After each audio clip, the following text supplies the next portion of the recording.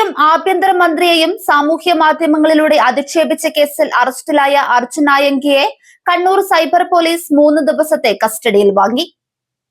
ഒളിവിലായിരുന്ന Arjun നായങ്കിയെ August 9 പുലർച്ചെ കണ്ണൂരിലെ ഒരു ഫ്ളാറ്റിൽ നിന്നാണ് പോലീസ് സംഘം നാടകീയമായി പിടികൂടിയത്. കേസിൽ കൂടുതൽ ചോദ്യം ചെയ്യലിനും ഡിജിറ്റൽ തെളിവുകൾ ശേഖരിക്കുന്നതിനുമായി 5 ദിവസത്തെ കസ്റ്റഡിയാണ് സൈബർ പോലീസ് തലശ്ശേരി CJM കോടതിയിൽ ആവശ്യപ്പെട്ടത്. കോടതി ഇത് ഭാഗികമായി അനുവദിച്ച് 3 ദിവസത്തെ പോലീസ് കസ്റ്റഡിയിൽ വിട്ടു. ജാമ്യം ലഭിച്ചതിന് പിന്നാലെ പോലീസിനെയും ആഭ്യന്തര വകുപ്പിനെയും വെല്ലുവിളിച്ച് ഇൻസ്റ്റഗ്രാം അടക്കമുള്ള മാധ്യമങ്ങളിലൂടെ പോസ്റ്റുകൾ പങ്കുവച്ചതിലാണ് നിലവിലെ സൈബർ കേസ്. പ്രതിക്കെതിരെ കാപ്പ ചുമത്താനുള്ള നടപടികൾ വാലപ്പട്ടണം പോലീസിന്റെ നേതൃത്വത്തിൽ വേഗത്തിലാക്കിയിട്ടുണ്ട്.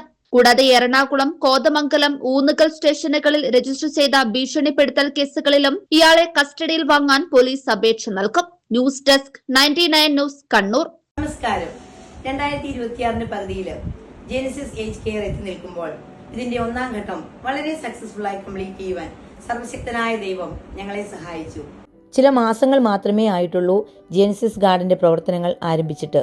എങ്കിലും പലയിടങ്ങളിൽ നിന്നും സ്നേഹസമ്പന്നരായ പല മാതാപിതാക്കന്മാരും അവരുടെ റിട്ടയർമെന്റ് ജീവിതം ചെലവഴിക്കുവാൻ ജെനിസിസ് തിരഞ്ഞെടുത്തപ്പോൾ ഞങ്ങൾ 1ാം ഘട്ടത്തിൽ നിർമ്മിച്ച എല്ലാ റൂമുകളിലും ഏകദേശം റെസിഡൻസ് നിറഞ്ഞതിനാൽ ജെനിസിസ് ഗാർഡൻ ഏജ് കെയറിന്റെ 2nd പാർട്ട് ബിൽഡിംഗ് പണികൾ ഉടൻ ആരംഭിക്കുന്നു. നിങ്ങളുടെ റിട്ടയർമെന്റ് ജീവിതം നിങ്ങൾ തനിച്ചാണോ? നിങ്ങൾ വിഷമിക്കേണ്ട, ഞങ്ങൾ നിങ്ങൾക്കൊപ്പമുണ്ട്.